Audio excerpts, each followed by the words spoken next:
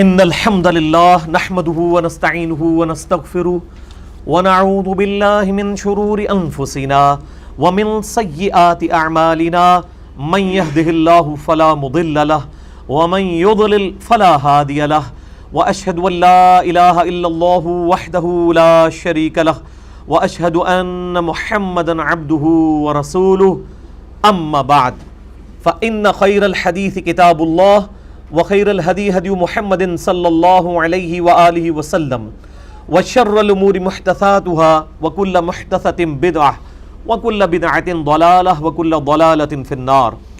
أعوذ بالله السميع العليم من الشيطان الرجيم من همزه ونفخه ونفثه. بسم الله الرحمن الرحيم.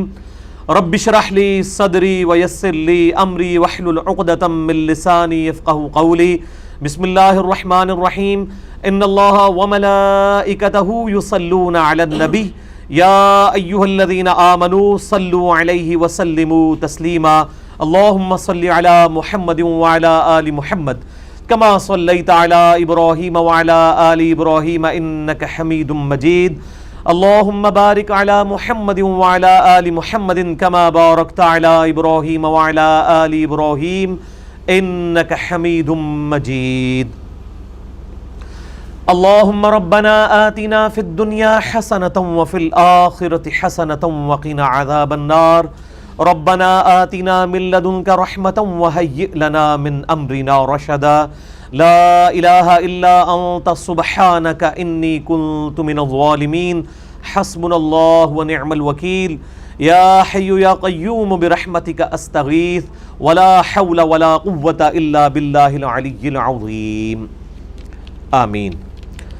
الحمدللہ آج 29 اپریل 2018 کو سنڈے کے دن قرآن کلاس نمبر 290 میں 290 میں ہم انشاءاللہ تعالی سورہ الزمر کی آیت نمبر 42 سے آنورڈ کور کریں گے، اور آج انشاءاللہ تعالی سورہ الزمر مکمل بھی ہو جائے گی.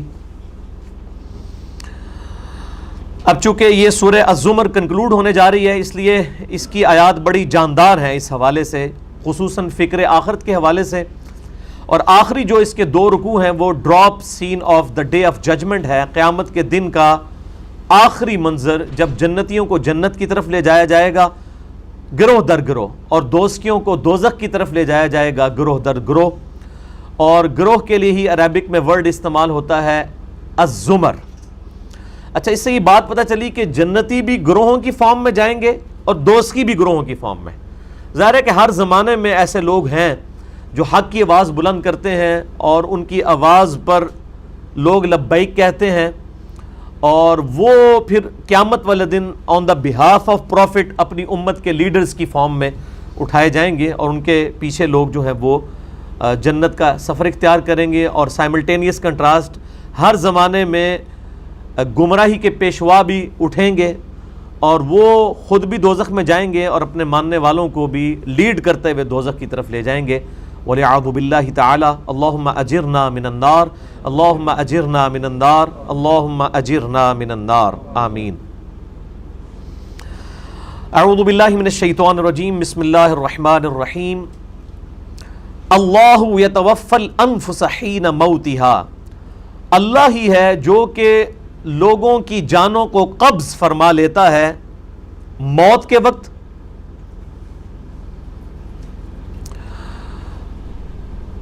واللتی لم تمت فی منامہا. اور جن کی موت کا وقت نہیں آیا ہوتا ان کی روح بھی اللہ تعالیٰ قبض فرما لیتا ہے نیند کی حالت میں.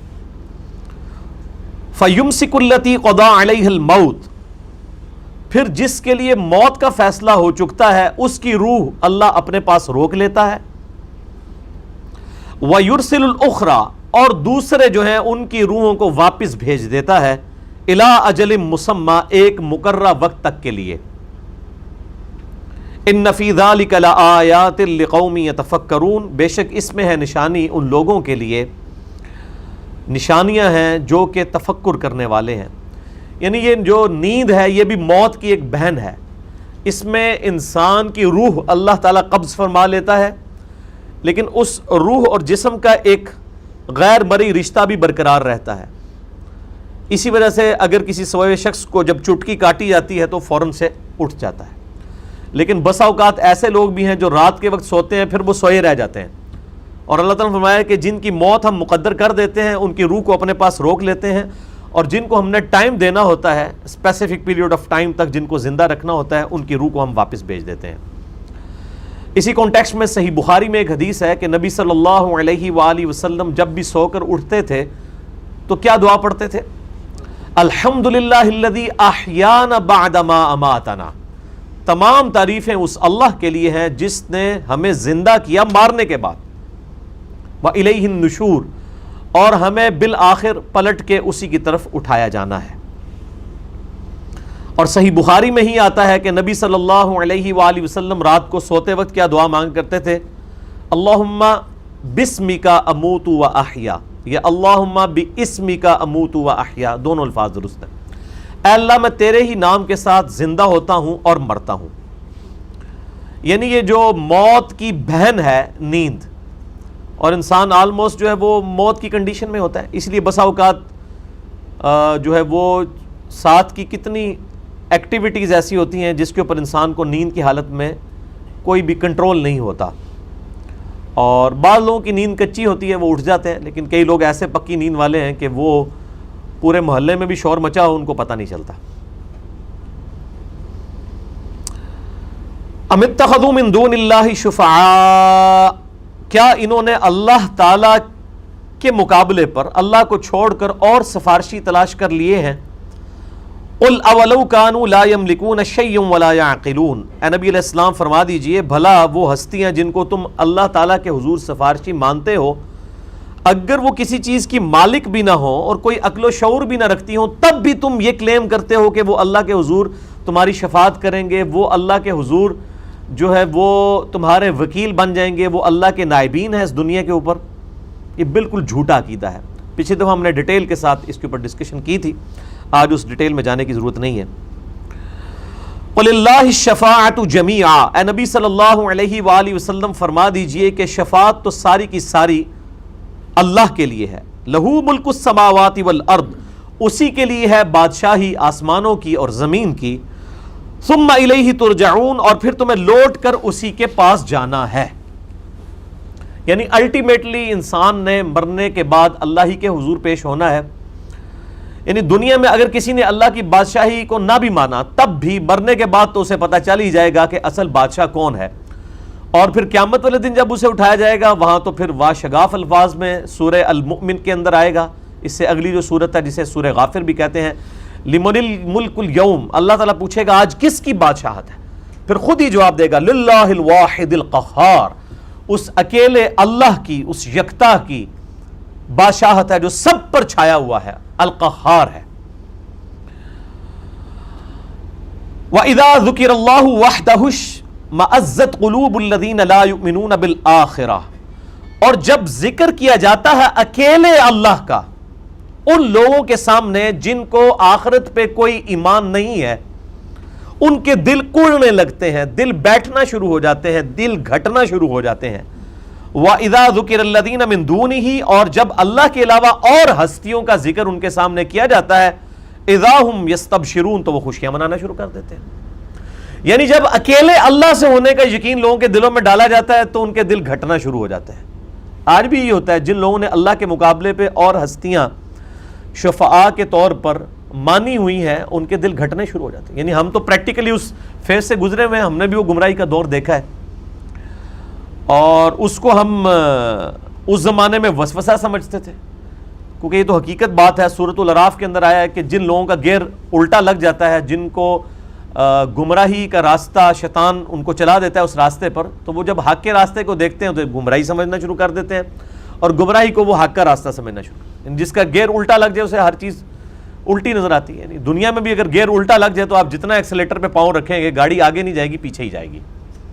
یہاں پر بھی آ رہا ہے, جب اکیلے اللہ کا ذکر کیا جاتا ہے تو دل بیٹھنا شروع ہو جاتے ہیں, اور جب اور ہستیوں کو شامل کیا جاتا ہے تو خوش ہو جاتے ہیں. آپ یہاں پہ بھی یہ سب کانٹیننٹ انڈیا, پاکستان, بنگلہ دیش میں آپ یہ کلچر دیکھ لیں کہ وہ ہمیشہ بزرگوں کا ذکر اور اپنے بنائے ہوئے نام نہاد اولیاء کا ذکر, ان کے اندر خوشی محسوس کرتے ہیں. اور آپ دیکھ لیں کہ یعنی ربیع الاول کا مہینہ آئے گا تو میلاد منایا جائے گا، اگر ربیع الثانی کا مہینہ آئے گا تو شیخ عبد القادر جیلانی کی یاد منائی جائے گی، محرم کا مہینہ آئے گا سیدنا حسین علیہ السلام کی یاد منائی جائے گی. تو اللہ کی یاد کا مہینہ تو آنا ہی کوئی نہیں ہے. ایک رمضان کا مہینہ آنا تھا، اس کو بھی وہ کہتے ہیں یہ تو امت کا مہینہ ہے، تو وہ بھی ختم کر دیا. اللہ کا نہ کوئی عرس ہونا ہے نہ کوئی میلاد ہونا ہے، اس لیے اللہ کا تو ذکر ہونا ہی نہیں ہے. جب اللہ کا ذکر ہونا ہے تو دل گھٹنا شروع ہو جانا ہے. وہ ہمارے ایک دوست تھے سیالکوٹ کے اندر، تو وہ نئے نئے کتاب و سنت کے منہج پر آئے، تو وہ ایک بریلوی مکتبہ فکر کی مسجد کے اندر امامت کروایا کرتے تھے، لیکن وہ ظاہر ہے کہ اپنی عقیدہ توحید کے اعتبار سے جو اصلاح ہو چکی تھی، اس حوالے سے وہ طریقے سے یعنی پبلک تک بات پہنچاتے تھے. نماز وہ یعنی رفع الیدین کے بغیر پڑھتے تھے کہ شاید 2-4 بندوں تک میری بات پہنچ جائے، چونکہ امامت بھی کروا رہے تھے.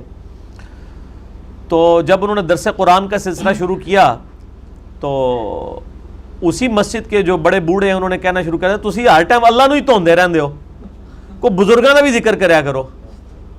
یعنی یہ ان کے الفاظ تھے، وہ کہتے ہیں اللہ نو توندے رہندے ہو، یعنی وہ محاورتاً یہ بات کہ آپ ہر وقت اللہ ہی کا ذکر کرتے ہیں، کوئی بزرگاں دا بھی ذکر کرو. اور بزرگ بھی وہ جن کو انہوں نے بزرگ کلیم کیا ہوا ہے، جن کے لیے نہ اللہ نے کوئی سند نازل کی نہ نبی علیہ السلام نے کوئی سند ان کے لیے بیان فرمائی. یعنی صرف اولیاء اللہ جو ہیں وہ تو وہی ہیں جن کو نبی علیہ السلام ڈکلیئر کریں گے، اور وہی کے ذریعے ہمیں پتہ ہے کہ صرف صحابہ اور اہل بیت کے لیے ہم ولایت کلیم کر سکتے ہیں. اس کے بعد جتنی بھی بڑی سے بڑی ہستیاں ہیں ہمارا حسن ظنی ہو سکتا ہے کہ انشاءاللہ وہ بھی اللہ کے اولیاء میں شامل ہیں. امام بخاری ہوں، امام مسلم ہوں، امام حنیفہ ہوں، امام شافعی ہوں، امام مالک ہوں، احمد بن حنبل ہوں رحمہم اللہ اجمعین وعلیہم السلام اجمعین. ان تمام کی تمام ہستیوں کے بارے میں جو ہم کلیم کرتے ہیں کہ اللہ کے اولیاء میں شامل ہیں، تو یہ ہمارا اللہ کے ساتھ حسن ظن ہے. ڈیفینیٹلی اگر ہم کسی کے بارے میں کلیم کر سکتے ہیں تو وہ صرف وہ لوگ ہیں جن کو اللہ تعالیٰ نے اپنے محبوب صلی اللہ علیہ وآلہ وسلم کے ذریعے جنت کی خوشخبری سنا دی ہے. اور وہ ظاہر ہے کہ صحابہ کرام علیہم رضوان اور اہل بیت علیہم السلام ہی ہو سکتے ہیں. باقیوں کے بارے میں تو ہماری اسیسمنٹ ہے نا، کیونکہ میں نے آپ کو بتایا کہ ہمارے انڈیا، پاکستان، بنگلہ دیش کے اندر جو سنی کے بزرگ ہیں وہ شیعہ کے نزدیک گستاخ رسول ہیں، جو شیعہ کے بزرگ ہیں وہ سنیوں کے نزدیک گستاخ رسول ہیں. پھر سنیوں کے اندر جتنے ایک فرقے بن گئے ہوئے ہیں، بریلوی، دیوبندی، اہل حدیث، اور پھر مزید آف شوٹس حنفی، شافعی، مالکی، حنبلی، تو ان سب لوگوں نے تو اپنے اپنے بزرگ کھڑے کیے ہیں. دوسروں کے بزرگوں کو بزرگ ماننے کے لیے تیار نہیں، ان کو گستاخ رسول اور مشرک کے فتوے لگاتے ہیں اور اپنے بزرگوں کو بڑھا چڑھا کر بیان کرتے ہیں. تو بزرگی پہ تو یہ خود بھی متفق نہیں ہے. تو اللہ تعالیٰ جب ان کی بزرگ ہستیوں کا ذکر کیا جاتا ہے تو یہ پھر خوشیاں منانا شروع کر دیتے ہیں. قل اللہم فاطر السماوات والارض، اے نبی علیہ السلام فرما دیجئے، اللہ کے حضور عرض کیجئے کہ اے اللہ پیدا کرنے والے آسمانوں کے اور زمین کے، عالم الغیب والشہادہ، اے جاننے والے غیب کے بھی اور ظاہر چیزوں کے بھی، انت تحکم بین عبادک، تو فیصلہ فرما دے گا اپنے بندوں کے درمیان، فیما کانوا فیہ یختلفون، ان معاملات میں جن میں دنیا میں وہ اختلاف کیا کرتے تھے، اے اللہ تو قیامت والے دن ان کے درمیان فیصلہ فرما دے گا. الٹیمیٹلی تو نے فیصلہ کر دینا ہے. لیکن آخرت میں فیصلہ ہونے کے بعد اگر کسی کو یہ پتہ چلا کہ غلام احمد قادیانی ایک دجال تھا اور اس نے جھوٹا دعویٰ نبوت کیا تھا، تو اس کے ماننے والے کو آخرت میں جا کے اس بات کے پتہ چلنے کا کوئی فائدہ ہوگا؟ کوئی فائدہ نہیں، دنیا میں تو آ نہیں سکتا. یہاں کئی لوگوں کو جب بات سمجھاتے ہیں کہتے ہیں جی وہ اگے جا کے پتہ لگے گا کون صحیح ہے کون غلط ہے. تو میں اس پہ اکثر کہتا ہوں کہ اگے جا کے پتہ نہیں لگے گا، اگے جا کے لگ پتہ جائے گا. اس لیے کہ آگے جا کے جب بات پتہ چلی تو ہم دنیا میں تو واپس آ نہیں سکتے کہ جا کے ریمیڈی کر لیں. اصل میں تو کامیاب ہوا جسے اس دنیا کی زندگی میں پتہ چلا کہ کیا بات حق ہے اور کیا باطل ہے. یعنی قادیانیت کو ہم ٹارگٹ کرتے ہیں صرف کیونکہ ان کو ٹارگٹ کرنا ایک سافٹ چیز ہے اور یہ سودا بکتا ہے انڈیا پاکستان کے اندر.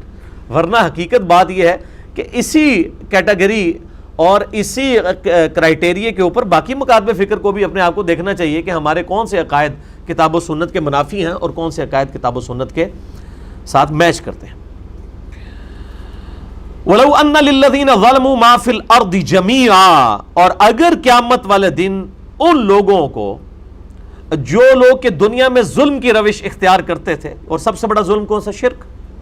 اللہ کے مقابلے پہ کھڑے ہوئے تھے، اللہ کی شریعت کے مقابلے پہ کھڑے ہوئے تھے.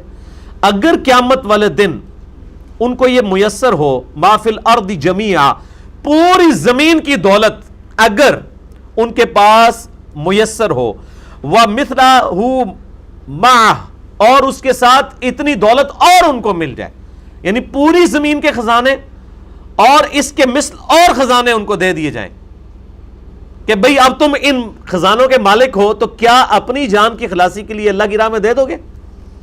لَفْتَدَوْا بِهِ مِنْ سُوءِ الْعَذَابِ، تو وہ چاہیں گے کہ ہم ان کا فدیہ دے کے عذاب سے بچ جائیں۔ دنیا میں وہ زکوٰۃ نہیں ادا کیا کرتے تھے، آخرت میں پوری دنیا کے برابر بھی دولت اور اس کے برابر اور مل جائے، وہ کہیں گے یا اللہ سب کچھ لے لے، ہمیں چھوڑ دے۔ حتیٰ کہ قرآن حکیم میں یہاں تک آیا ہے کہ لوگ کہیں گے کہ ہم سے ہمارے ماں باپ، بیوی، بچے تک لے لیے جائیں، ہمیں چھوڑ دیا جائے۔ یہاں تو جو ہے وہ عشق مشوقی چل رہی ہوتی ہے نا، جناب تیرے لیے چاند توڑ کے لے آؤں گا، تیرے لیے تو جان بھی دے دوں گا، یہ کر دوں گا، وہ کر دوں گا۔ ادھر نہ ماں نے اپنے بچے کے لیے جان دینی ہے، اور نہ بچے نے ماں کے لیے، اور نہ خاوند نے بیوی کے لیے، نہ بیوی نے خاوند کے لیے۔ من سوء العذاب یوم القیامہ، کہ قیامت والے دن اس کو چھوڑ دیا جائے، وہ فدیہ دینے کے لیے تیار ہو جائے گا۔ وَبَدَا لَهُم مِّنَ اللَّهِ مَا لَمْ يَكُونُوا يَحْتَسِبُونَ، اور اس روز ظاہر ہو جائے گا ان پر اللہ کی طرف سے جس کا انہوں نے دنیا میں کبھی گمان بھی نہیں کیا تھا، انہوں نے کبھی سوچا بھی نہیں ہوگا کہ یہ کچھ ہمارے ساتھ ہونے والا تھا۔ یہ حقیقت بات ہے۔ یہ آج جو لوگ غفلت کی زندگی گزار رہے ہیں ان کا یہی حال ہے کہ آپ ان کو قرآن و سنت کی طرف بلائیں، آخرت کی طرف یاد دلائیں کہ اپنے اخلاقی اقدار کو بہتر کرو، اپنے عقائد کو بہتر کرو، ان کے کان پہ جوں تک نہیں رینگتی۔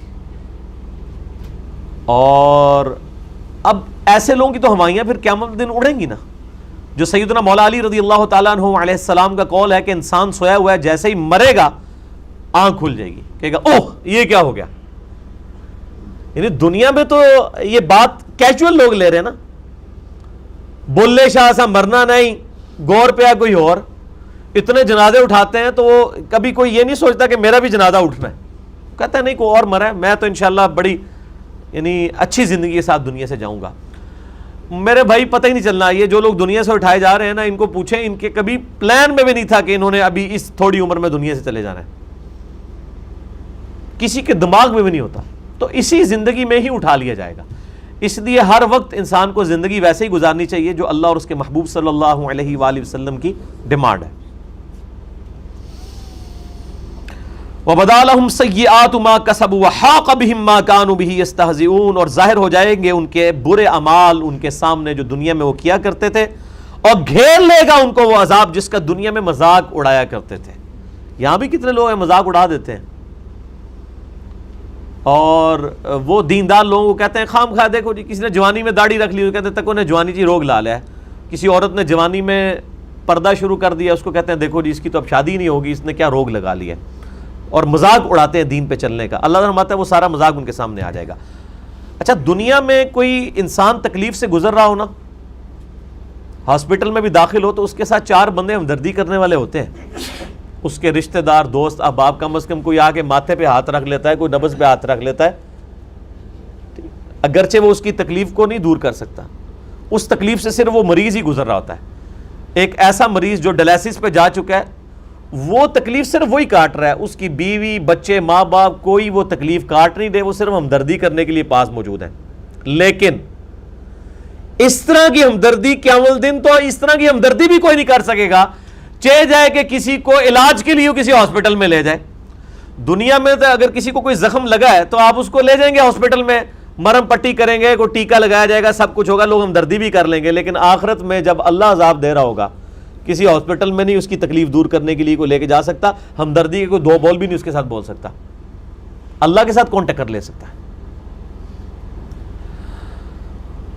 فَإِذَا مَسَّ الْإِنسَانُ ضُرٌّ دَعَانَا، جب انسان کو کوئی تکلیف پہنچتی ہے تو وہ لمبی لمبی دعاؤں کے ساتھ ہمیں پکارتا ہے۔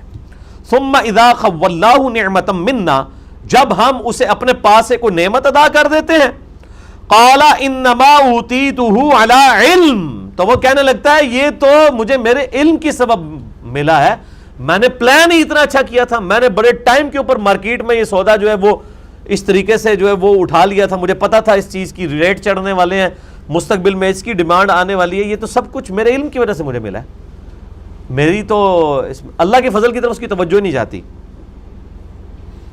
بل ہی فتنہ، اور بلکہ یہ تو تیرے لیے فتنہ ہے، دنیا میں اگر کسی کو مال مل گیا تو یہ نہ سمجھے اس کی کامیابی اس کے اندر ہے،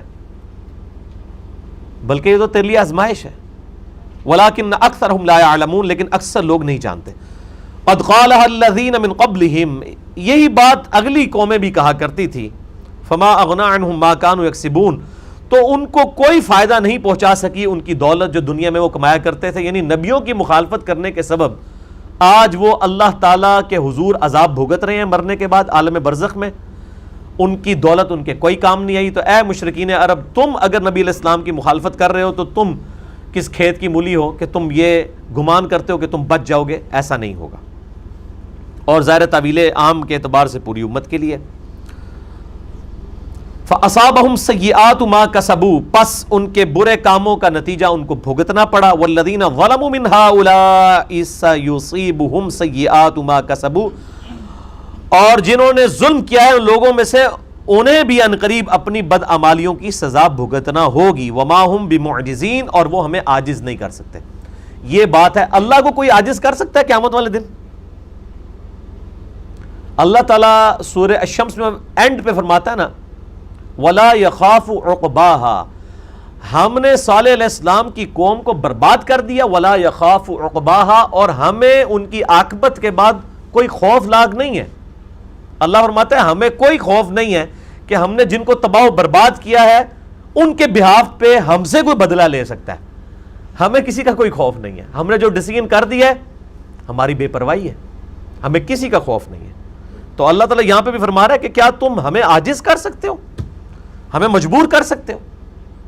یہاں تو کتنے لوگ ہیں وہ کہتے ہیں کہ جی ہمارے پیر صاحب تو زبردستی چھڑوا لیں گے، انہوں نے تو قسم کھائی ہوئی ہے کہ میں اس وقت تک جنت میں نہیں جاؤں گا جب تک کہ اپنے سارے مریدین نہ لے جاؤں.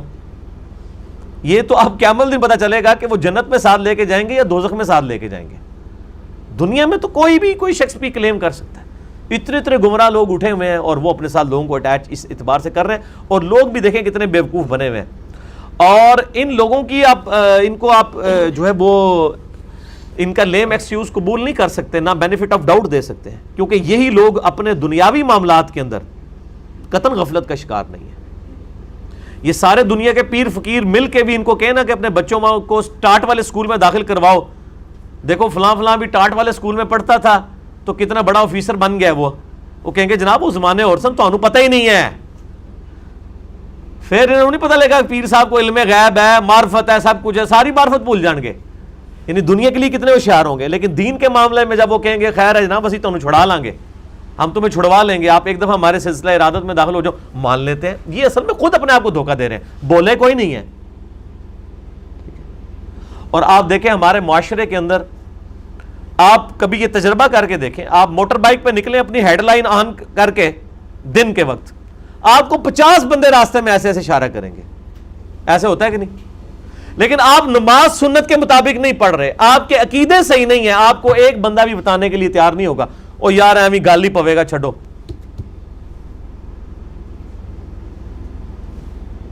دنیاوی نقصان کے لیے آپ کو لوگ مشورہ دیں گے کہ بچ جاؤ، آخرت کے نقصان کے لیے کوئی بات ہی نہیں کرے گا، اور جو بات کرے گا اس کی بات آپ کو بری لگے گی. میں نے نہیں دیکھا کہ آج تک کسی کو ایسے کر کے کسی نے اشارہ کیتا انہوں نے کہا اگوں تیری ایسی تیسی تنوں کیا ہے، میرا موٹر سائیکل ہے. لیکن آپ انہی لوگوں کو دین کی کوئی بات بتائیں، ان کے اپنے بزرگوں کے لکھے ہوئے قرآن کے ترجمے دکھا دیں کہ یار آپ شرک کر رہے ہو اس معاملے میں، آپ سنت کے مطابق نماز نہیں پڑھ رہے ہو. یار بخاری مسلم کھول کے دیکھو، نبی علیہ السلام رکوع میں جاتے وقت اور رکوع سے اٹھتے وقت رفع الیدین کرتے تھے. آپ نے پوری زندگی اس طریقے پہ نماز پڑھی ہے تو فوراً ہی ان کے تیور بگڑنا شروع ہو جاتے ہیں، آنکھیں سرخ ہونا شروع ہو جاتی ہے، کانوں سے دھوئیں نکلنا شروع ہو جاتے ہیں. تو یہ تو انشاءاللہ تعالیٰ مرنے کے بعد پتہ چل ہی جائے گا، لیکن اس وقت فائدہ کوئی نہیں ہوگا. اولم یعلموا ان اللہ یبسط الرزق لمن یشاء، کیا انہوں نے نہیں جانا اس بات کو کہ بے شک اللہ تعالیٰ جس کے لیے چاہتا ہے اس کے رزق میں کشادگی کر دیتا ہے، وَيَقْدِرُ، اور جس کے لیے چاہتا ہے رزق تنگ کر دیتا ہے. ان فی ذلک لآیات لقوم یؤمنون، بے شک اس میں ہے نشانیاں ان لوگوں کے لیے جو بات ماننا چاہیں. یہ یؤمنون کا ترجمہ عموماً کیا جاتا ہے ایمان لانے والوں کے لیے. ایمان کا مطلب کیا ہے؟ ایمان لانے والے وہ ہیں جو ماننے والے ہوں. باقی تو صرف اسلام لے کے آئے ہوئے ہیں. نبی علیہ السلام کے اصحاب کو کہا گیا کہ یہ بدو لوگ کہتے ہیں وقالت الاعراب آمنا، یہ پینڈو لوگ کہتے ہیں کہ اے نبی علیہ السلام ہم ایمان لے کے آئے ہیں. اے نبی علیہ السلام ان سے فرمائیے تم ایمان نہیں لے کے آئے ہو، اسلام لے کے آئے ہو، ایمان تو ابھی تمہارے دلوں میں کھبا ہی نہیں ہے. حالانکہ نبی علیہ السلام کو دیکھ بھی لیا تھا. ظاہر ہے کہ ایمان تو صرف کلمہ پڑھنے کا نام تو نہیں ہے نا, دین کو پریکٹس کرنے کا نام ہے. حتیٰ کہ سورۃ الحدید میں آیا کہ جو لوگ فتح مکہ سے پہلے مسلمان ہوئے جو بعد میں وہ برابر نہیں ہو سکتے. انہوں نے گولڈن پیریڈ میں اسلام قبول کیا ہے تو وہ اب اسلام تو اس لیول کا تو نہیں ہوگا جو ان لوگوں کا ایمان ہے جنہوں نے مکے میں مارے کھائی تھی سیدنا ابو بکر, عمر, عثمان و علی رضی اللہ عنہم اجمعین وعلیہم السلام اجمعین. جو ان کا ایمان ہے وہ تو کسی اور کا ایمان ہو ہی نہیں سکتا. انہوں نے تو مشکل وقت میں نبی علیہ السلام کا ساتھ دیا. بعد میں جب اسلام پہ اچھا وقت آ گیا, پھر جب لوگوں کو یہ نظر آیا کہ اب اسلام قبول کرنے میں ہمارا نفع ہے, اگر ہم نے قبول نہ کیا تو ہم مارے جائیں گے, تو پھر ان کے لیے یہاں پہ تو ون ون سچویشن میں رہے. وہاں پہ بھی انہوں نے یعنی چیزیں انجوائے کی اور یہاں پہ بھی آ کے انجوائے کی, اس لیے وہ برابر نہیں ہو سکتے. اسی لیے صحیح بخاری میں آتا ہے کہ سیدنا عمر جب خلیفہ بنے ہیں تو انہوں نے سارے صحابہ کا پھر وظیفہ برابر نہیں رہنے دیا. حضرت ابوبکر تو برابر رکھتے تھے, لیکن سیدنا عمر آپ کو پتہ ہے ان کی تو ایک مینجمنٹ کی جو پاور تھی اور ان کی جو ویژن تھا, اس طرح کا ویژن تو کسی شخص کا نہیں تھا. انہوں نے آتے ہی کہا کہ جو شروع کے مسلمان ہیں ان کو ڈبل وظیفہ دیا جائے گا, جو اینڈ پہ مسلمان ہوئے ہیں, اور یہ وہ لوگ مسلمان ہونے والے ہیں جنہوں نے ان مسلمانوں کو مارا ہوا ہے حالت اسلام کے اندر. اب یہ کلمہ پڑھ کے ان کے برابر کے وظیفے کیسے انجوائے کر سکتے ہیں جب قرآن کہہ رہا ہے کہ فتح مکہ سے پہلے اور بعد والے برابر نہیں ہیں, تو ان کے وظیفے ہم کیسے برابر لگا دیں. تو سیدنا عمر کے اس ڈیسیژن نے یعنی یہ چیز ثابت کی کہ قرآن پاک میں جو چیز تھی اس کو کس طریقے سے اسٹیبلش کیا جائے. بہرحال اللہ تعالیٰ فرماتا ہے کہ بات ماننے والوں کے لیے اس میں نشانی ہے, یعنی جنہوں نے بات نہیں ماننی ان کے سامنے آپ پورا قرآن بھی پڑھ دیں ان کو کوئی فرق نہیں پڑے گا. اب قرآن حکیم کی اہم ترین آیت آ رہی ہے, سورہ الزمر کی آیت نمبر 53. یہ آیت بھی آؤٹ آف کانٹیکسٹ لوگ پیش کرتے ہیں, اور ہماری خصوصاً این جی اوز اور اخلاقیات پہ درس دینے والے وائزین جو لولا لگڑا دین لوگوں کو بتا رہے ہیں, اور ہمیشہ وہ یہ بتا رہے ہیں بس وہ جی اللہ تعالیٰ بڑا غفور رحیم ہے معاف کر دے گا, اور وہ یہ آیت پڑھ کے سناتے ہیں. اس آیت سے اگلی آیت نہیں پڑھ کے سناتے کہ اللہ تعالیٰ کس کی توبہ قبول کرنے والا ہے. وہ جی اللہ نے تو وعدہ کیا سارے گناہ معاف کر دوں گا. کس کے معاف کروں گا؟ باغی کے نہیں, صرف اس کے کہ جو اپنی اصلاح کر لے اور قرآن کے راستے پہ آ جائے, اس کے گناہ معاف کروں گا. قل یا عبادی الذین اسرفوا علی انفسہم, اے میرے محبوب صلی اللہ علیہ وآلہ وسلم فرما دیجئے, اے میرے بندو جن لوگوں نے اپنی جان پر ظلم کیا, یعنی آن دا بہاف آف اللہ, نبی علیہ السلام اللہ کا پیغام امت تک پہنچا دو کہ جن لوگوں نے اپنی جانوں کے اوپر ظلم کیا ہے یعنی گناہ کیا ہے, لا تقنطوا من رحمت اللہ, اللہ کی رحمت سے کبھی نا امید نہیں ہونا. ان اللہ یغفر الذنوب جميعا, بے شک اللہ تعالیٰ سارے گناہوں کو معاف کر دے گا, ایون شرک بھی معاف ہو جائے گا دنیا میں, آخرت میں نہیں دنیا میں. حتیٰ کہ سورۃ الفرقان کی آیت نمبر 70 میں آیا کہ جو شخص دنیا میں شرک سے توبہ کر لے ہم اس کے گناہوں کو بھی نیکیوں سے بدل دیں گے. سب سے بڑا گناہ وہ بھی معافی مانگ لی جائے وہ بھی نیکیوں میں بدل جائے گا, تو باقی تو گناہ ہی چھوٹے. اللہ کی رحمت سے نا امید مت ہو, اللہ تعالیٰ سارے گناہوں کو معاف فرما دے گا. انہ هو الغفور الرحیم, بے شک وہ بخشنے والا رحم فرمانے والا ہے. لیکن یہ سارے گناہ معاف ہوں گے دنیا کی زندگی میں. جامعہ ترمذی میں حدیث ہے کہ موت کے غرغرے سے پہلے پہلے توبہ قبول ہے, لیکن کسی شخص کو نہیں پتا کہ نزع کا عالم کب آئے گا. نزع کا عالم آ گیا پھر اس کی توبہ قبول نہیں ہے. اب اللہ تعالیٰ فرما رہا ہے کہ کس کی توبہ قبول ہوگی, کس کے گناہ معاف کر دیے جائیں گے. وَأَنِيبُوا إِلَىٰ رَبِّكُمْ, سچے دل کے ساتھ لوٹ آؤ اپنے رب کی طرف. وَأَسْلِمُوا, اس کے سامنے سر تسلیم خم کر دو. لہو, اس کے لیے. من قبل ان یأتیکم العذاب, اس سے پہلے کہ تم پر اللہ کا عذاب آ جائے, یعنی موت کے وقت ہی عذاب آ جائے گا. قرآن حکیم میں کئی آیات ہیں کہ جب لوگ موت کے غرغرے میں ہوں گے اس وقت فرشتے ان کے منہ اور پیٹھوں پہ ہتھوڑے مارتے ہوں گے کہ نکالو اپنی جانیں. عذاب قبر پہ میرا مسئلہ نمبر 117A اور 117B ریکارڈڈ ہے. تو اللہ تعالیٰ ہمارا توبہ کرو اس وقت سے پہلے کہ جب یہ عذاب آ جائے گا. ثم لا تنصرون, اس کے بعد تمہاری مدد بھی نہیں ہوگی. اور توبہ کا طریقہ کیا ہے؟ وَاتَّبِعُوا أَحْسَنَ مَا أُنزِلَ إِلَيْكُم مِّن رَّبِّكُم, اتباع کرو سب سے بہترین کلام کی جو تمہاری طرف اتارا گیا ہے تمہارے رب کی طرف سے. من قبل, اس سے پہلے. ان یأتیکم العذاب, کہ تم پر اچانک عذاب آ جائے, یعنی موت. بخاری مسلم کی حدیث ہے جو مر گیا اس کی قیامت قائم ہو گئی. بغتتن, اچانک. وانتم لا تشعرون, اور تمہیں شعور بھی نہ ہو. اوہ یہ کیا ہو گیا, اتنی جلدی میں نے مر جانا تھا. ان تقول نفس یا حسرتا, یا کوئی شخص پھر موت کے وقت یہ کہنا شروع کر دے ہائے افسوس علی ما فرطت فی جنب اللہ, اس کمزوری پر، اس کوتاہی پر جو میں نے اللہ کے حق میں کی. وَإِن كُنتَ لَمِنَ السَّاخِرِينَ، اور اللہ تعالیٰ کی طرف سے کہا جائے کہ تو دنیا میں مذاق اڑانے والوں میں تھا، تو نے تو اللہ کو کیجول لیا ہوا تھا. او تقولوا، یا تم پھر موت کے وقت یہ کہنا شروع کر دو، لو ان اللہ ہدانی، اگر اللہ نے مجھے دنیا میں ہدایت دی ہوتی، لکنت من المتقین، تو میں ضرور پرہیزگاروں میں ہوتا. یہاں پہ بھی لوگ کہتے ہیں جی دعا کریں جی اللہ نے توفیق دی تو نماز پڑھیں گے. اللہ تعالیٰ ہمارا موت کے وقت تم نے یہی بہانے لگانے ہیں،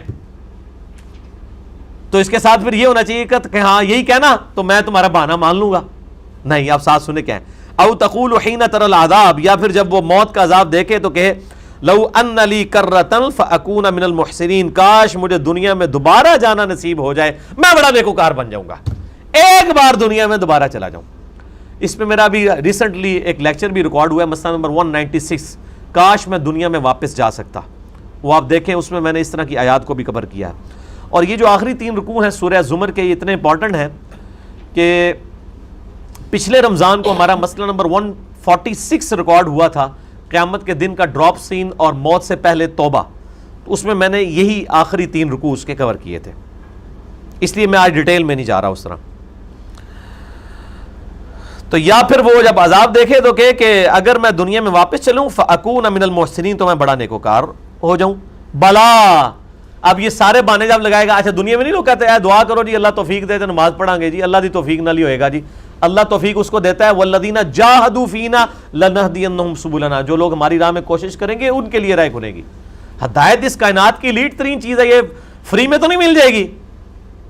اللہ تعالیٰ اسی کو ہدایت دے گا جو ہدایت کا طلبگار ہوگا، اس کو ہدایت نہیں ملے گی کبھی بھی کہ جو شخص جو ہے وہ ہدایت کو کیجول لے گا. تو اللہ تعالیٰ ماتا ہے جب موت کے وقت یہ بہانے لگائے گا نا کہ میں کاش دنیا میں واپس چلا جاتا، مجھے ٹائم مل جاتا ہے، اللہ تو نے مجھے ہدایت دی ہوتی، دیکھو اللہ تو ہی سوٹ دے، اللہ تو ہی منو ہدایت دے دینا تو میں سیدھا ہو جاتا. اللہ تعالیٰ آئے گا موت کے وقت، پھر اللہ تعالیٰ کی طرف سے جواب آئے گا، ادار نہیں اللہ نے رکھنا، بلا اللہ فرمائے گا ہاں کیوں نہیں، اٹھتے تو کہہ رہے ہیں کہ میں نیک ہو جاتا. قد جاءتک آیاتی، میری آیات تو قرآن کی شکل میں تیرے پاس آئی تو تھی، لیکن تو کیا کہتا تھا، اے اللہ جو کچھ بھی ہے تیرے محبوب کی امت سے، ہم نے کوئی نہیں سیدھا ہونا، نبی علیہ السلام کی نسبت ہی ہمارے لیے کافی ہے، نمازیں پڑھ کے ہم نے کیا کرنا ہے. تو ان چکروں میں پڑا ہوا تھا. میری آیات آئی تھی فکذبت، لیکن تو جھٹلاتا رہا، تو یہی کہتا رہا بلے شاہ سی مرنا نہیں، گور پیا کوئی اور، لوگوں کی موت دیکھتا تھا تو یہی سمجھتا تھا کہ یہ تو کوئی اور مرا ہے، مجھے تو موت آنی نہیں ہے. واستکبرت، اور تیرے اندر بڑا تکبر بھی تھا. صحیح مسلم کے اندر حدیث ہے کہ نبی علیہ السلام نے فرمایا جس کے دل میں رائی کے دانے کے برابر بھی تکبر ہوا وہ جنت میں نہیں جائے گا. ایک صحابی نے پوچھا یا رسول اللہ صلی اللہ علیہ وآلہ وسلم، بسا اوقات انسان کی خواہش ہوتی ہے اس کے کپڑے اچھے ہوں، اس کی جوتیاں اچھی ہوں، کیا یہ بھی تکبر ہے؟ آپ نے فرمایا نہیں، اللہ بھی خوبصورت ہے اور خوبصورتی کو پسند فرماتا ہے. تکبر یہ نہیں کہ تم اچھا لباس پہنو یا اچھے جوتیاں پہنو، بلکہ تکبر یہ ہے کہ تم حق بات سے تکبر کرو، حق بات کو قبول نہ کرو اور دوسروں کو حقیر سمجھو. اگر کسی شخص نے مہنگے کپڑے پہنے ہیں کوئی تکبر نہیں، لیکن اگر اس کی بنیاد پہ لوگوں کو حقیر سمجھتا ہے متکبر ہے. اور سب سے بڑا تکبر کیا بتایا کہ حق بات سے عناد کرنا. ایک شخص کو پتا چلا قرآن میں لکھا ہے ایاک نعبد و ایاک نستعین، اب وہ بار بار نماز میں بھی پڑھ رہا ہے پھر بھی المدد یا غوث الاعظم دستگیر کہہ رہا ہے، تو یہ تکبر ہے نا، اس کے اندر اکڑ ہے نا، وہ اپنی اصلاح نہیں کرنا چاہتا. تو اللہ تعالیٰ ماتا ہے کہ میری آیات تیرے تک پہنچی تھی، فکذبت، تو جھٹلایا کرتا تھا، واستکبرت، اور تو گھمنڈ میں تھا، وکنت من الکافرین، اور تو ناشکروں میں شامل تھا. یہ کافر کا فوراً ترجمہ کر دیتے ہیں یہ شاید اس سے مراد کوئی مودی ہوگا یا کوئی ٹرمپ ہوگا یا بش ہوگا، ابھی تو تینوں زندہ، ہو سکتا ہے مرنے سے پہلے ان کو ہدایت مل جائے، یہ سمجھتے ہیں. حالانکہ عربی میں کافر کہتے ہیں انکار کرنے والے کو.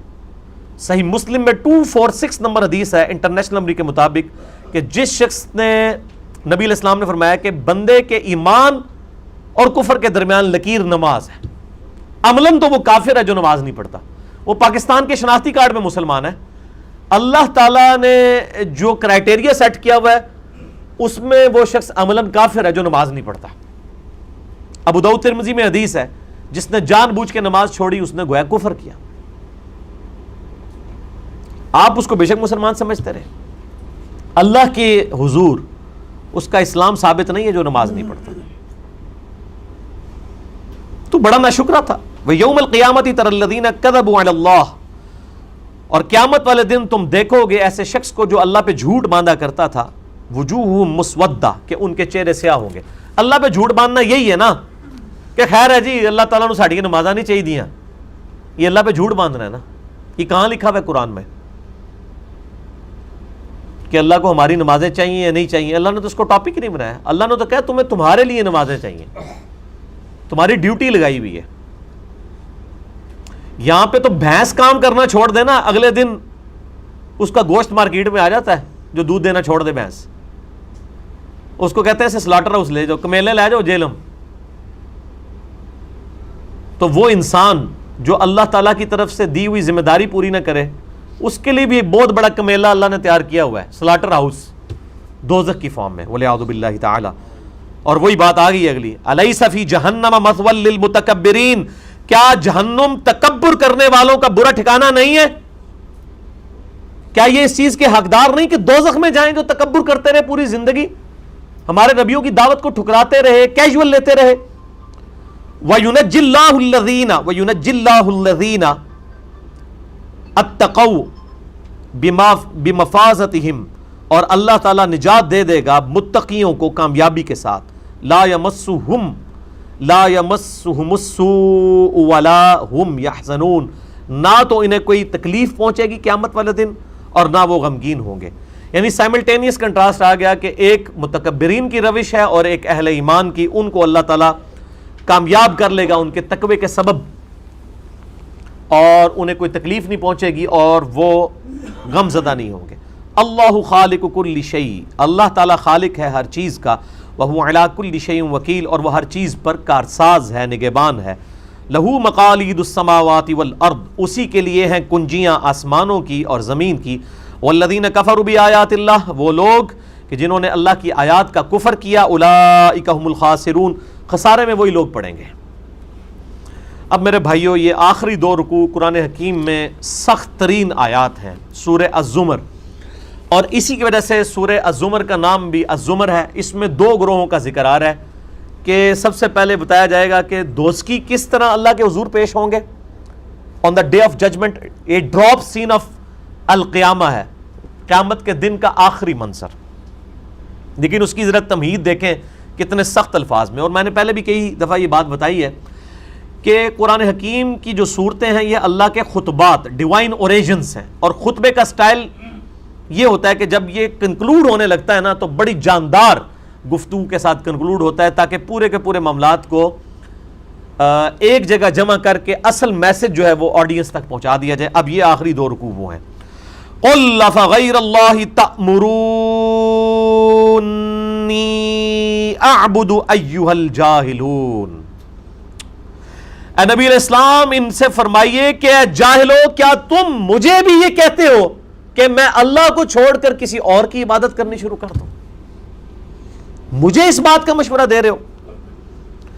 وَلَقَدْ أُوحِيَ إِلَيْكَ وَإِلَى الَّذِينَ مِن قَبْلِكَ، جبکہ میرے پاس تو یہ وحی آ چکی ہے اور مجھ سے پہلے تمام نبیوں کی طرف یہ وحی آئی ہے. لَإِنْ أَشْرَكْتَ لَيَحْبَطَنَّ عَمَلُكَ وَلَا تَكُونَنَّ مِنَ الْخَاسِرِينَ، کہ بالفرض اے پیغمبرو تم نے بھی شرک کیا تو تمہارے بھی اعمال برباد کر دیے جائیں گے، وَلِعَوْذُ بِاللَّهِ تَعَالَى، اور تم خسارہ پانے والوں میں ہو جائے. یہ سنگولر کا صیغہ ہے. ہر نبی کو الگ الگ اللہ نے یہ بات کی ہے، اور نبی علیہ السلام کو کہا جا رہا ہے کہ آپ فرمائیے مجھ سے بھی اللہ نے یہ بات کی ہے. وَلَقَدْ أُوحِيَ إِلَيْكَ، بے شک میری طرف یہ وحی ہوئی ہے. وَإِلَى الَّذِينَ مِن قَبْلِكَ، اور مجھ سے پہلے تمام نبیوں کی طرف. لَإِنْ أَشْرَكْتَ، لَإِنْ أَشْرَكْتَ تم نہیں آیا سنگولر کے سیغے سے کہ اے نبی دیکھنا اگر تم نے بھی شرک کیا، لَيَحْبَطَنَّ عَمَلُكَ، تو تمہارے اعمال بھی برباد کر دیے جائیں گے. وَلَا تَكُونَنَّ مِنَ الْخَاسِرِينَ، اور تم بھی خسارہ پانے والوں میں ہو جاؤ گے. نبیوں کو اس لیے خطاب کیا جاتا ہے کہ کسی اور شخص کو یہ وہم بھی نہ آئے کہ اس کی کوئی اللہ کے سامنے دھونس چل سکتی ہے. اگر نبیوں کا یہ سٹیٹس ہے کہ اللہ تعالیٰ توحید کے معاملے میں اتنا سینسٹیو ہے کہ وہ نبیوں کو بھی اسٹریٹ فارورڈ یہ بات کر رہا ہے کہ تم سے بھی شرک جو ہے گوارا نہیں ہوگا، تو باقی لوگ پھر کس کھاتے میں؟ شرک is the most sensitive issue in the sight of Allah. اللہ کے حضور شرک سب سے زیادہ حساس معاملہ ہے. اس لیے قرآن حکیم میں 2 دفعہ یہ آیت آئی ہے ایک ہی صورت میں، سورۃ النساء آیت نمبر 48 اور آیت نمبر 116. ان اللہ لا یغفر ان یشرک بہ، بے شک اللہ تعالیٰ اس گناہ کو کبھی معاف نہیں کرے گا کہ اللہ کے ساتھ کسی نے شرک کیا ہوا. وَيَغْفِرُ مَا دُونَ ذَلِكَ لِمَن يَشَاءُ، اس کے علاوہ ہر گناہ معاف کر دیا جائے گا، وہ بھی جس کے لیے اللہ چاہے گا. اِنَّهُ مَن يُشْرِكْ بِاللَّهِ فَقَدْ ضَلَّ ضَلَالًا بَعِيدًا، بے شک جس نے اللہ تعالیٰ کے ساتھ شرک کیا وہ گمراہ ہوا، گمراہی میں بھی دور جا پڑا. اللہ تعالیٰ ہمارا قیامت والے دن ہم بھی شرک معاف نہیں کریں گے. اور میں آپ کو یہ ایک بات بتا دوں ٹیکنیکلی، عقیدے کی بات، اصول کی بات. فقہی ٹرم میں اصول کہتے ہیں عقیدے کو، اور فروع کہتے ہیں یہ فقہی جو مسائل ہیں ان کو. یہ اصول کی بات ہے. اگر کوئی شخص یہ جملہ بولے کہ اللہ چاہے تو قیامت والے دن شرک بھی معاف کر سکتا ہے تو وہ کافر ہو جائے گا. یہ محال ہے. اس چیز کو اللہ کی قدرت میں داخل کرنا ہی کفر ہے. یہ محال اور مقدور کی بحث کو سمجھے. کچھ چیزیں ایسی ہیں جن کو اللہ کی قدرت میں داخل کرنا خود سے کفر ہے. مثلا اگر کوئی شخص یہ کہے کہ اللہ کو اس بات پر قدرت ہے کہ موسیٰ علیہ السلام کو دوزخ میں پھینک دے اور فرعون کو جنت میں، تو ہم کہیں گے یہ محال ہے. اس کو اللہ کی قدرت میں داخل کرنا ہی خود سے کفر ہے. کیوں؟ بیک وقت دونوں سٹیٹمنٹس جو 180 ڈگری ہوں وہ ویلڈ نہیں ہوتی. قرآن میں لا تبدیل لکلمات اللہ، اللہ کے کلمات نہیں بدلتے. اب اللہ کا یہ کلمہ ہے کہ مشرک پہ جنت حرام ہے. انہ من یشرک باللہ فقد حرم اللہ علیہ الجنہ. اب کوئی شخص کہے کہ اللہ چاہے تو مشرک کو بھی معاف کر سکتا ہے، یہ کلمہ کفر ہو جائے گا، کیونکہ اللہ کے کلمات میں تبدیلی لازم آئے گی، اور جو اپنے کلمات کو بدل دے وہ خدا نہیں رہتا. جو ناسخ و منسوخ کا معاملہ ہے وہ سارے کا سارا معاملہ اعمال کے ساتھ ہے. عقیدے میں کوئی مناسخ و منسوخ والا چکر نہیں ہے. جو چیز اسٹیبلش ہو چکی ہے وہ اسٹیبلش ہے. تو قیامت والے دن اللہ تعالیٰ بھی شرک کو معاف نہیں کرے گا، یہ اس نے طے کر لیا ہے. جس کو کہتے ہیں کنو کڈ لو گل، یہ تو بس ایسی بات، ایسا یونیورسل ٹروتھ ہے جس کے اوپر دوسری بات ہی نہیں ہے. تو اللہ تعالیٰ فرما رہا ہے کہ اے نبی علیہ السلام تم فرما دو کہ میری طرف، مجھ سے پہلے تمام نبیوں کی طرف یہ وحی ہوئی کہ اگر تم نے بھی شرک کیا تمہارے اعمال برباد ہو جائیں گے اور تم خسارہ پانے والوں میں ہو جائے گی. شرک کے اوپر میرے 2 لیکچرز بڑے امپورٹنٹ ہیں. مسئلہ نمبر 3 دعا صرف اللہ ہی سے، اور اسی کی ایکسٹینشن ہے مسئلہ نمبر 43 وسیلہ اور توسل کے صحیح احکام و مسائل. جسے شوق ہو تو وہ دیکھیں. میں نے جو شرک کے حوالے سے سب کانٹیننٹ میں دھوکے ہیں ان کو میں نے ایڈریس کیا ہے، کیا اشکالات ہیں جن کی بنیاد کے اوپر انہوں نے شرک یہاں پہ پھیلایا ہوا ہے. بل اللہ فاعبد وکم من الشاکرین، بلکہ عبادت اللہ کی کرو اور اس کے شکر گزار بندے بن جاؤ. وما قدر اللہ حق قدری، لیکن لوگوں نے اللہ کی وہ قدر نہیں جانی کہ جو جاننی چاہیے تھی. یعنی لوگوں نے اللہ تعالیٰ کو وہ سٹیٹس ہی نہیں دیا. آپ دیکھ لیں یہ اپنے بزرگوں کے بارے میں وہ چیزیں کلیم کرتے ہیں کہ جو اللہ کے لیے ماننے کے لیے تیار نہیں. اور پھر نعتی اشعار دیکھ لیں، خدا کا پکڑا چھڑائے محمد، محمد کا پکڑا چھڑا کوئی نہیں سکتا صلی اللہ علیہ وآلہ وسلم. کتنا گستاخانہ شعر ہے. شرکیہ کہہ دیں گے تو ان کے کانوں سے دھواں نکلے گا. اس لیے میں نے لفظ ہی ایسا استعمال کیا ہے جو ان کو ہضم ہو، اور اسی لیے ان کو پھر ہدایت بھی ملتی ہے. یہ نبی علیہ السلام کی بھی گستاخی ہے کہ آپ نے یہ تعلیمات دی تھی. قرآن حکیم میں تو ہے، اللہ تعالیٰ فرماتا ہے نبی علیہ السلام جس کے لیے ہم نے دوزخ کا فیصلہ کر دیا، کیا تم اسے اللہ کے عذاب سے چھڑا سکتے ہو؟ تو آپ دیکھ لیں کہ لوگوں کے کس کس قسم کے عقیدے ہیں. اللہ تعالیٰ فرماتا ہے انہوں نے اللہ کی وہ قدر نہیں جانی جو جاننی چاہیے تھی. اللہ نے کہا تھوڑی سی جھلک تمہیں بتاؤں اپنی قدرت کی. والارض جميعا قبضته یوم القیامہ، قیامت والے دن یہ ساری زمین اس کی مٹھی میں ہوگی. والسماوات مطویات بیمینی، اور سارے آسمان وہ اپنے دائیں ہاتھ میں لپیٹ لے گا. جیسا کہ خطوں کا طمار لپیٹ لیا جاتا ہے، ساتوں آسمان اللہ تعالیٰ اپنے دائیں ہاتھ میں جیسا کہ اس کی شان کے لائق ہے یہ سارے آسمان لپیٹ لے گا. سبحانہ و تعالی عما یشرکون، وہ بہت پاک ہے، اس کی شان بہت بلند ہے جو یہ شرک کرتے ہیں. یعنی اللہ تعالیٰ ہمارے اگر کوئی شرک کرتا ہے تو یہ نہ سمجھے کہ وہ اللہ کو ٹینشن ہو رہی ہے کہ یار اتنے لوگ شرک کر رہے ہیں. اللہ ہمارا میری شان بہت بلند ہے، مجھے کوئی پرواہ نہیں، یہ شرک کرتے ہیں. اللہ تو بہت بلند ہے ان کے اس شرک سے. وَنُفِخَ فِي الصُّورِ، اور جب سور میں پھونکا جائے گا، فَصَعِقَ مَن فِي السَّمَاوَاتِ وَمَن فِي الْأَرْضِ، تو ہر کوئی جو بھی آسمانوں اور جو بھی زمین میں ہے سب کے سب بے ہوش ہو جائیں گے. إِلَّا مَن شَاءَ اللَّهُ، مگر جسے اللہ چاہے. یہ قیامت کے دن کا جو سور پھونکا جائے گا نا، یہ اس سور کا ذکر ہے کہ جو روئے ارض پہ لوگ ہیں، آسمانوں میں فرشتے آباد ہیں، سب کو موت آ جائے گی سوائے جس کو اللہ چاہے گا. اور وہ ایک شخص ہے جس کی ایکسیپشن ہے، وہ بخاری مسلم میں حدیث ہے. نبی علیہ السلام فرماتے ہیں ایک صحابی کا، حضرت ابو بکر صدیق کا، ایک یہودی سے جھگڑا ہوا. اس یہودی نے کہا کہ موسیٰ علیہ السلام کو اللہ تعالیٰ نے تمام جہانوں پہ فضیلت دی. صحابی نے کہا کہ نبی علیہ السلام کو سارے جہانوں پہ فضیلت دی. آپس میں جھگڑا ہوا تو اس صحابی نے نبی علیہ السلام کی محبت میں اس یہودی کو تھپڑ مار دیا. یہ بخاری مسلم دونوں میں. مقدمہ نبی علیہ السلام کے پاس پیش ہوا. آپ نے اپنے صحابی کو ڈانٹا اور فرمایا مجھے یونس پہ بھی فضیلت مت دو.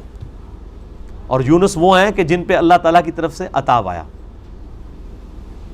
پھر اتنا عطاب کہ سورہ الصافات میں آیا کہ اگر یونس اللہ سے توبہ نہ کرتے تو مچھلی کے پیٹ سے اس دن نکالے جاتے جس دن مردے اپنی قبروں سے نکالے جائیں گے. اور نبی علیہ السلام فرمایا مجھے یہ بھی نہ کہو میں یونس سے افضل ہوں، کسی دوسرے نبی کو ڈیگریڈ نہ کرو میرے مقابلے پہ. اور پھر فرمایا کہ تم موسیٰ کی بات کر رہے ہو، قیامت والے دن سب سے پہلے اللہ تعالیٰ مجھے اٹھائے گا، لیکن میں دیکھوں گا کہ مجھ سے پہلے ہی موسیٰ علیہ السلام ہوش میں ہوں گے اور اللہ کے عرش کا پایا تھامے ہوئے ہوں گے. مجھے نہیں پتا کہ ان پہ قیامت کی بے ہوشی طاری نہیں ہوئی، اس بے ہوشی کے سبب جو دنیا میں اللہ کی تجلی کی وجہ سے وہ بے ہوش ہوئے، یا مجھ سے پہلے وہ زندہ کر دیے جائیں گے.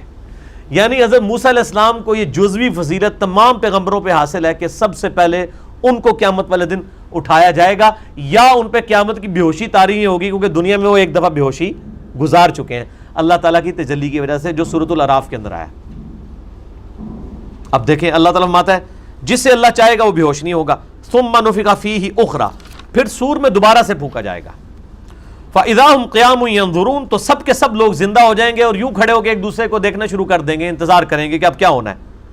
وَأَشْرَقَتِ الْأَرْضُ بِنُورِ رَبِّهَا، زمین جگمگا اٹھے گی تیرے رب کے نور سے. یعنی اللہ تعالیٰ اس دنیا پہ آ جائے گا جیسا کہ شان کی لائق ہے. وَجَاءَ رَبُّكَ وَالْمَلَكُ صَفًّا صَفًّا، سورۃ الفجر میں آتا ہے نا کہ اللہ تعالیٰ اور فرشتے قطار در قطار اس دنیا پہ اتریں گے. اسی دنیا کے اوپر میدان محشر قائم ہونا ہے. وَأَشْرَقَتِ الْأَرْضُ بِنُورِ رَبِّهَا، زمین جگمگا اٹھے گی تیرے رب کے نور سے. وَوُضِعَ الْكِتَابُ، اور نامہ اعمال کا دفتر سامنے رکھ دیا جائے گا. وَجِيءَ بِالنَّبِيِّينَ وَالشُّهَدَاء، اور بلایا جائے گا نبیوں کو بھی اور شہداء کو بھی. شہادت علی الناس کرنے والے لوگ جو نبیوں کے بہاف پہ نبیوں کا پیغام ان کی امتوں تک پہنچاتے ہیں ان کو کہتے ہیں شہید. ایک تو وہ شہید ہے جس کو آپ شہید سمجھ رہے ہوتے ہیں جو جنگ میں مارا جائے، یہ تو بہت چھوٹا شہید ہے. اصل شہید وہ ہے جو اللہ کی دعوت لے کے اٹھتا ہے اور شہادت علی الناس کرتا ہے، جو بخاری مسلم میں موجود ہے. کیا میں نے اللہ کا پیغام تم تک پہنچا دیا؟ صحابہ نے کہا یا رسول اللہ صلی اللہ علیہ وسلم پہنچا دیا. تو آپ نے 3 دفعہ فرمایا اللہم اشہد اللہم اشہد اللہم اشہد. تینوں دفعہ آسمان کی طرف انگلی اٹھائی، پھر اصحاب کی طرف. اے اللہ گواہ رہنا، اے اللہ گواہ رہنا، اے اللہ گواہ رہنا. یہ مان رہے ہیں کہ میں نے پیغام پہنچا دیا. اور پھر فرمایا اب تمہاری ذمہ داری ہے کہ تم اس پیغام کو ان لوگوں تک پہنچاؤ جو یہاں پر موجود نہیں ہے. یعنی وہ شہادت علی الناس، یعنی وہ ذمہ داری جو نبی علیہ السلام کے مبارک کندھوں پر تھی وہ آپ نے شفٹ کر دی امت تک. اب امت شہادت علی الناس کرے گی. تو ظاہر ہے جو پھر شہادت علی الناس کرنے والے ہیں ان کو نبیوں والی تکلیف سے بھی گزرنا پڑے گا. تو اللہ تعالیٰ پھر قیامت والے دن ان کو بدلہ دلوائے گا نا. نامہ اعمال بھی آ جائیں گے، نبی بھی، اور نبیوں کے جو خلفاء ہیں جو نبیوں کے طریقے پر قیامت تک لوگوں کو دین کی طرف بلانے والے شہادت علی الناس کرنے والے لوگ ہیں وہ بھی بلا لیے جائیں گے. پھر کیا ہوگا؟ وَقُضِيَ بَيْنَهُمْ بِالْحَقِّ، پھر ان کے درمیان فیصلہ کیا جائے گا انصاف کے ساتھ. وَهُمْ لَا يُظْلَمُونَ اور ان پر ظلم نہیں کیا جائے گا. وَوُفِّيَتْ كُلُّ نَفْسٍ مَا عَمِلَتْ اور ہر جان کو وہی کچھ بدلہ دیا جائے گا جو اس نے دنیا میں اعمال کیے ہوں گے. ہر جان کو بدلہ مل جائے گا. یہ نہیں ہے کہ دنیا میں کسی نے برے اعمال کیے تو اس کو بدلہ کوئی اچھا مل جائے گا, یا دنیا میں جس بیچارے نے اچھے اعمال گزارے اور زندگی مفلسی کی گزاری اوتھے بھی جا کے بیچارہ انج ہی رہے گا. نہ, وہاں تو پھر اللہ تعالیٰ کہ ہاں تو پھر کرنسی کوئی اور ہے نا, وہاں تو نیکیوں کی کرنسی چلے گی نا. ہر جان کو بدلہ ملے گا جو کچھ اس نے دنیا میں اعمال کیے ہوں گے. وَهُوَ أَعْلَمُ بِمَا يَفْعَلُونَ اور اللہ خوب جانتا ہے جو کچھ وہ دنیا میں کام کیا کرتے تھے. اللہ کو کسی فرشتے کی, کسی نامہ اعمال کی کوئی حاجت نہیں ہے کسی کا ریکارڈ رکھنے کے لیے.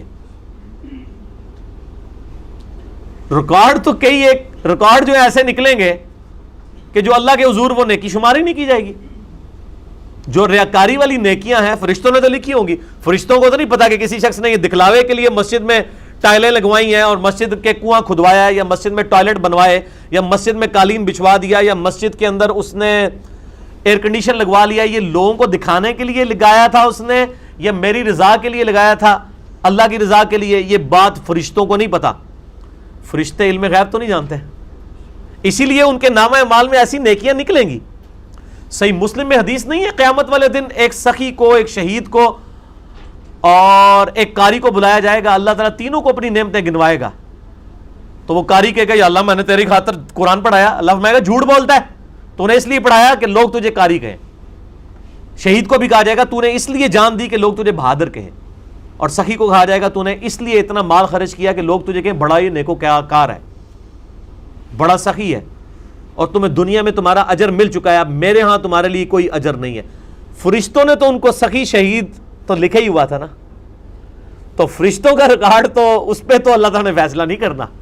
فیصلہ تو اللہ تعالیٰ نے اپنے علم کی بنیاد پہ کرنا ہے کہ کس کے اعمال واقعی میرے لیے تھے اور کس کے نہیں ہیں. اسی لیے ریاکاری کو شرک اصغر کہا گیا.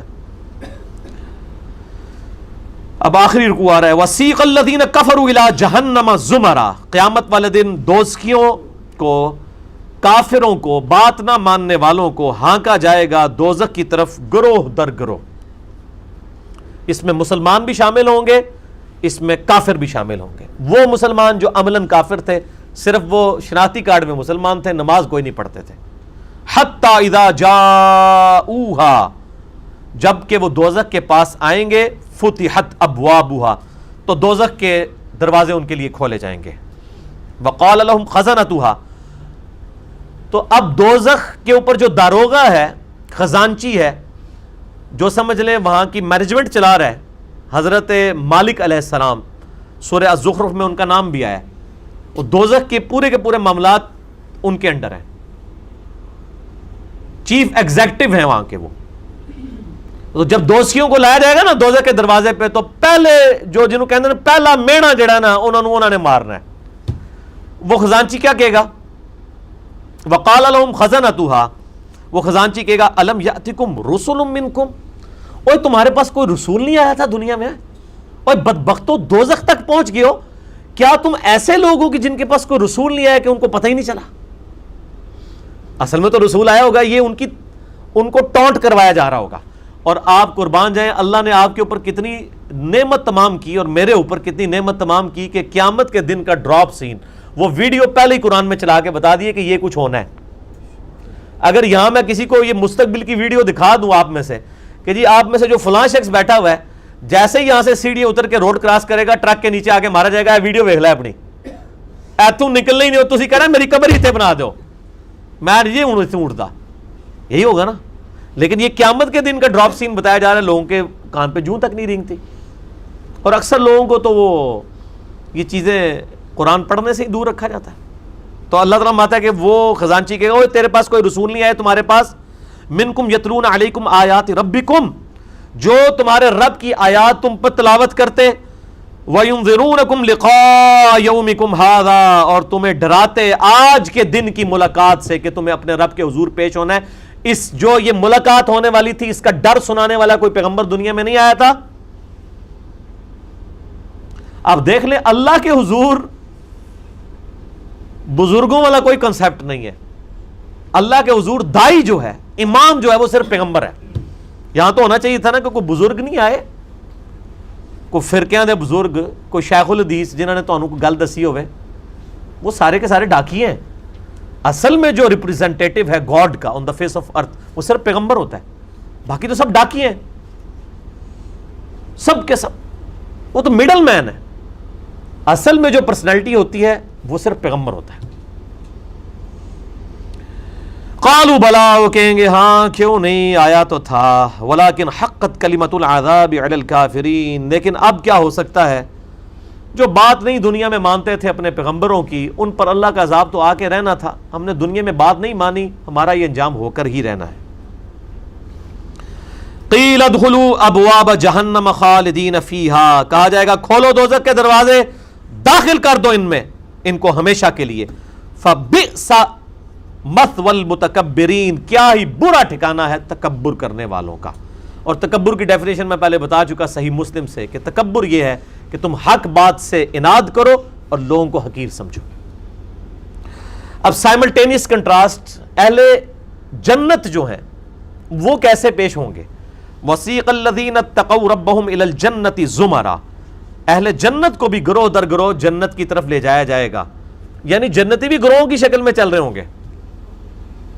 ظاہر ہے کہ کسی ایک دائی کی آواز پہ لبیک کسی نے کہا ہوگا, یعنی ہر زمانے میں حق کی آواز بلند کرنے والے لوگ موجود ہیں جنہوں نے اپنی عبادت نہیں کروائی, اللہ کی عبادت کروائی. ایک وہ لوگ آواز بلند کرنے والے ہیں جنہوں نے اپنی تجوریاں بھریں, جنہوں نے اپنے نذرانے بھرے, جنہوں نے لوگوں کو اپنی ذات کی طرف لگایا, اور جب ان سے کہا گیا کہ اللہ کے ساتھ لگاؤ تو کیا جو پیچھے تو اللہ ہی ہے نا جی, اور جب کہا گیا کہ نبی علیہ السلام کے ساتھ لوگوں کو جوڑو تو انہوں نے کہا جی یہ بزرگ جو ہیں جو ہمارے امام ہم نے کھڑے کیے ان کے پیچھے نبی علیہ السلام ہی ہے.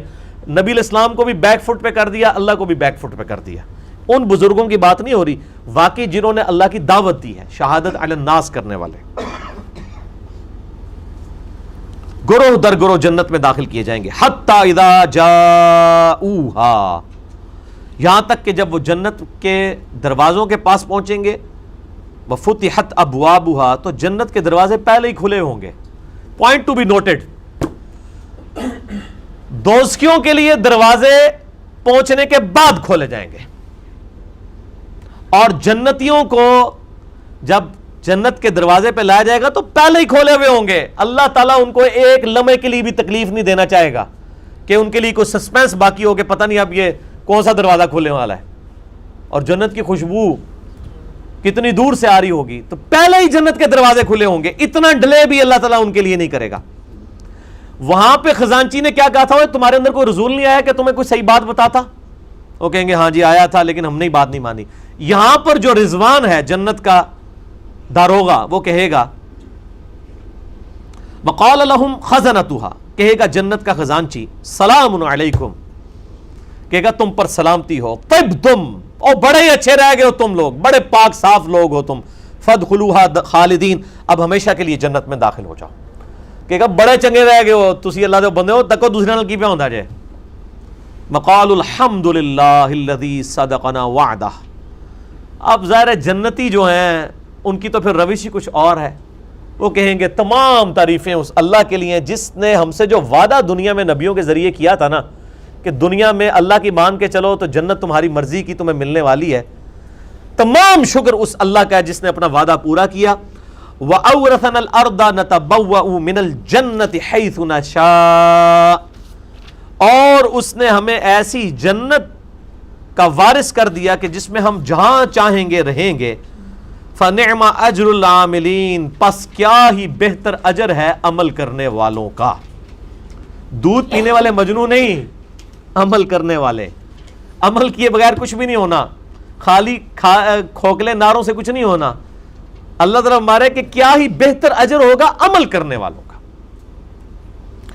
وَتَرَى الْمَلَائِكَةَ حَافِّينَ مِنْ حَوْلِ الْعَرْشِ, تم دیکھو گے اس دن کہ فرشتے اللہ کے عرش کے گرد جو ہے وہ گھیرا ڈالے ہوئے ہوں گے.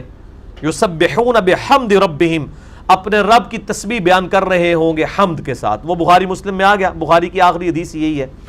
اللہ تعالیٰ کو دو کلمات بہت پسند ہیں جو زبان پہ ہلکے ہیں لیکن میزان عمل پہ بہت بھاری ہیں. سبحان اللہ و بحمدہ سبحان اللہ العظیم, یہی فرشتوں کا کلام ہوگا. یعنی جسے کہتے ہیں ڈراپ سین آف قیامت یہ ہو رہا ہوگا کہ جب جنتی جنت میں داخل ہوں گے تو فرشتے اللہ کے عرش کے گرد جمع ہوں گے اور سبحان اللہ و بحمدہ اللہ کی تعریفیں بیان کر رہے ہوں گے. وقضی بینہم بالحق، اور ان کے درمیان فیصلہ کیا جائے گا حق کے ساتھ، پرپز فل، با مقصد. جس نے دنیا میں اچھے مال کیے اسے اچھا بدلہ، جس نے برے مال کیے اس کے لیے برا بدلہ. وقیل الحمد للہ رب العالمین، اور ہر طرف سے یہ صدا آ رہی ہوگی الحمد للہ رب العالمین، الحمد للہ رب العالمین. یہ قیامت کے دن کا ترانہ ہوگا، الحمد للہ رب العالمین. کیوں؟ یہ ساری کائنات اسی نے سجائی، اسی نے مخلوقات کا سلسلہ شروع کیا، اسی نے زندگی اور موت کے معاملات رکھے.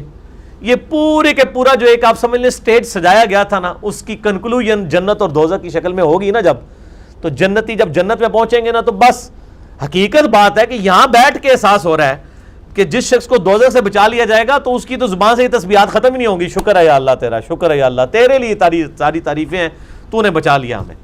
تو قیامت کے دن حمد کا ترانہ کیا ہوگا؟ الحمد للہ رب العالمین، تمام تعریفیں اللہ کے لیے.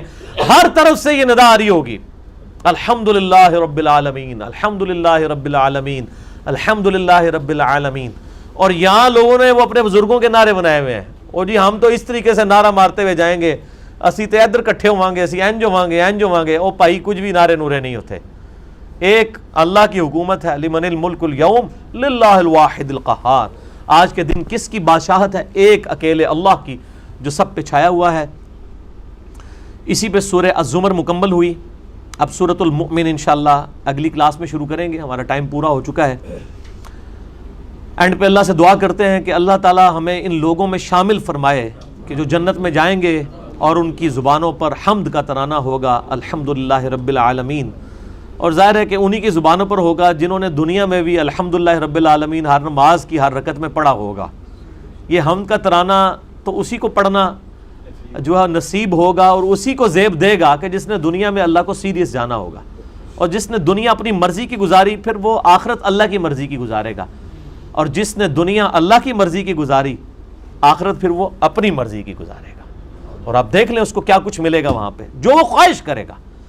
انسان کی تو ہر انسان کے اندر ایک خدا چھپا بیٹھا ہے، اس لیے تو انسان دعوے خدائی بھی کر لیتا ہے نا. اور یہ خواہش اللہ تعالیٰ جنت میں پوری کرے گا.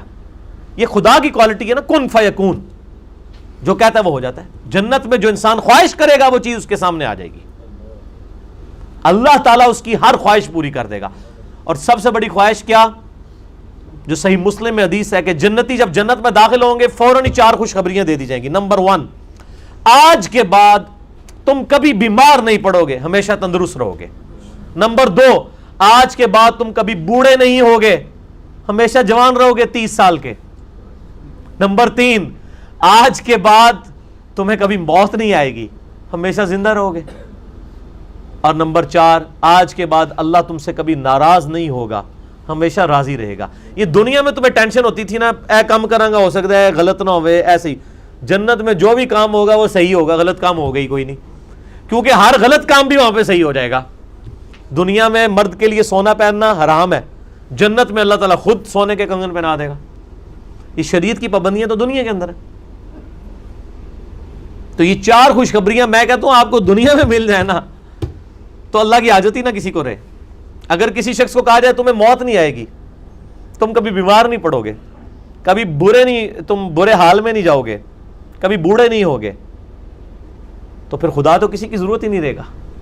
خدا انسان کی ضرورت کیوں ہے؟ آپ یوٹیوب پہ جا کے میرے کلپ لکھیں، وہ اسی ٹائٹل سے ہے کہ خدا انسان کی ضرورت کیوں ہے.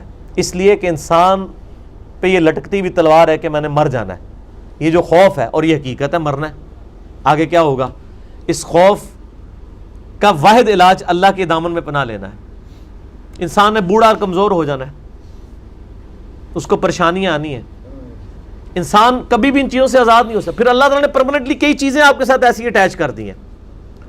آپ کے ساتھ نیند ایسی اٹیچ کر دی ہے کہ آپ نیند کے بغیر اگلے 24 گھنٹے میں پرفارم ہی نہیں کر سکتے.